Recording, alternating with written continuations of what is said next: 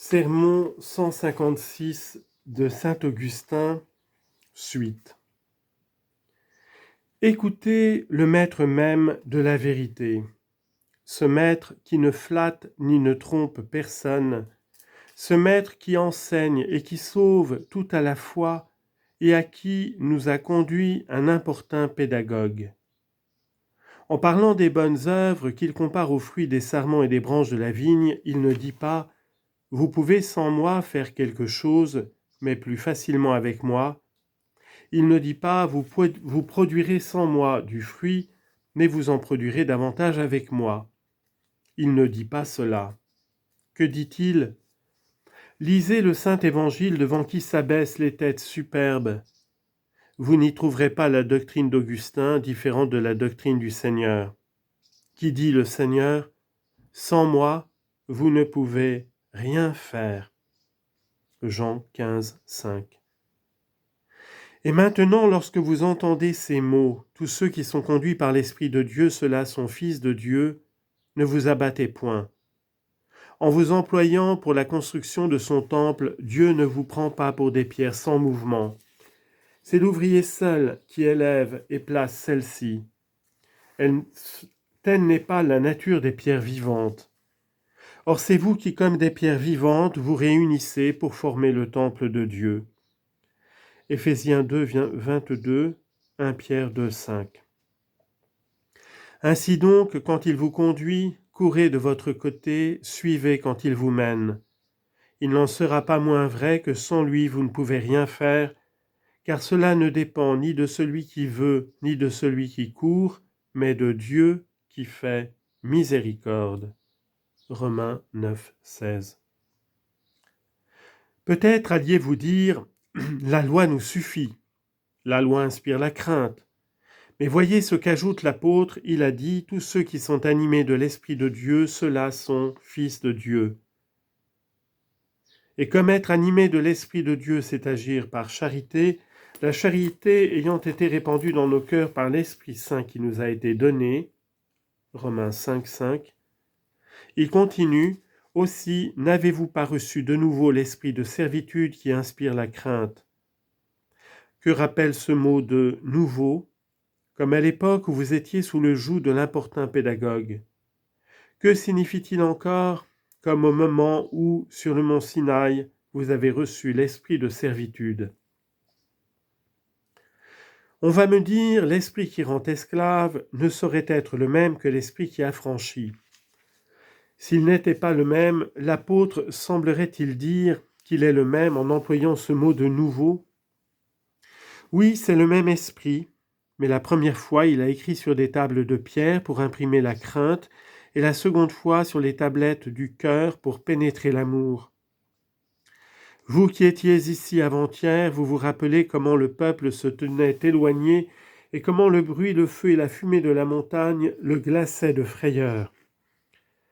Exode, chapitre 19, 20 et 31 au verset 18. Comment au contraire le Saint-Esprit ou le doigt de Dieu descendit le 50e jour après la Pâque figurative et reposa sous forme de langue de feu sur chacun des disciples. Acte 2, versets 1 à 4. Ce n'était donc plus la crainte, c'était l'amour.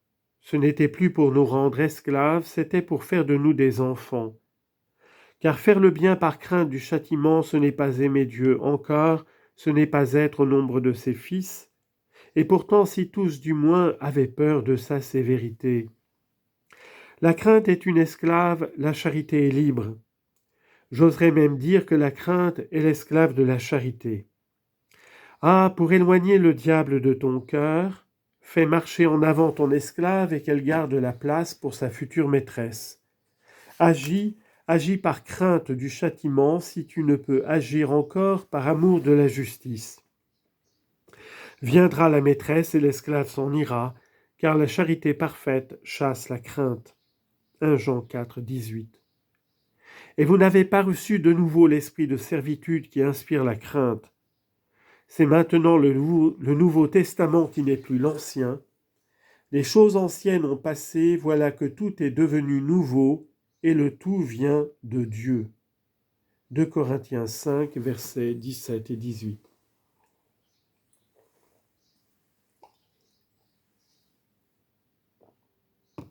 Que lisons-nous ensuite ? L'apôtre t'entend dire « Qu'avons-nous reçu ?» Il ajoute donc « Mais vous avez reçu l'esprit d'adoption filiale par lequel nous crions « Abba, Père ».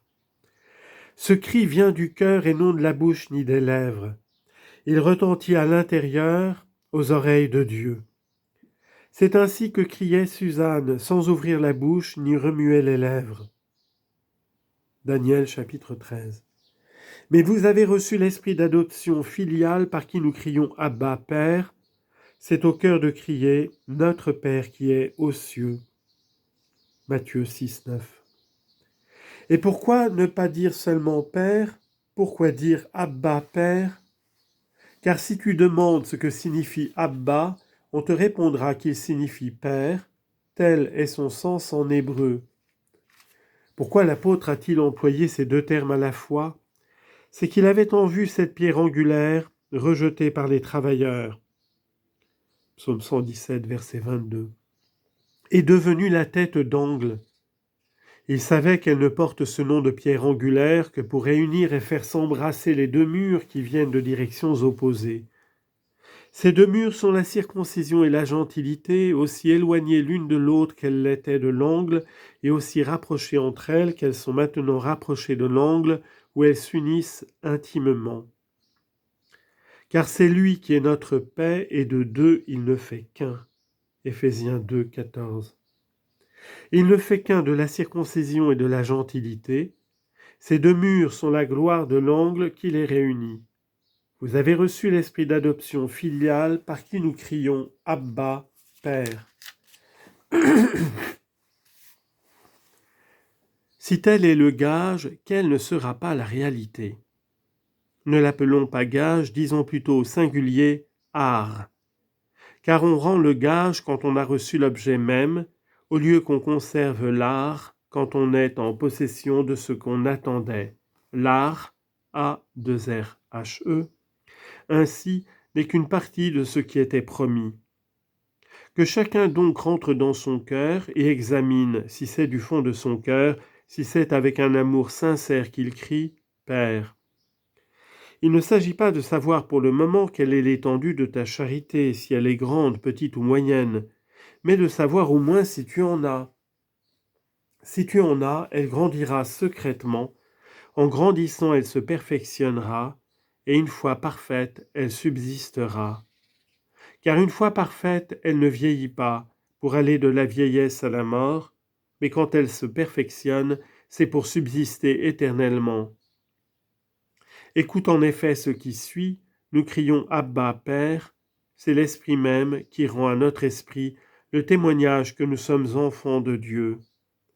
Ce n'est pas notre esprit qui rend à notre esprit le témoignage que nous sommes enfants de Dieu, c'est l'Esprit même de Dieu, c'est l'art qui nous garantit l'exécution de la promesse. L'Esprit même rend à notre esprit le témoignage que nous sommes enfants de Dieu. Or, si nous sommes enfants, nous sommes aussi héritiers.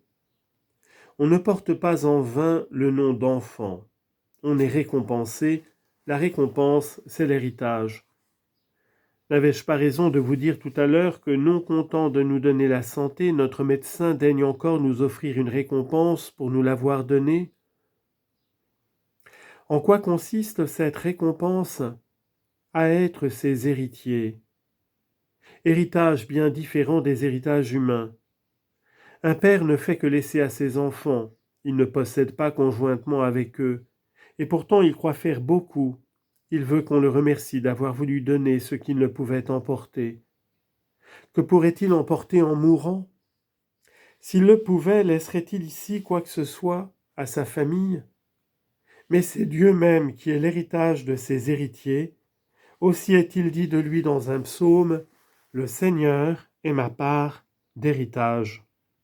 Psaume 15, verset 5. Oui, héritier de Dieu, si pour vous ce n'est pas assez, voici ce qui mettra le comble à votre joie. Héritier de Dieu, et co-héritiers du Christ. Tournons-nous avec un cœur pur vers le Seigneur.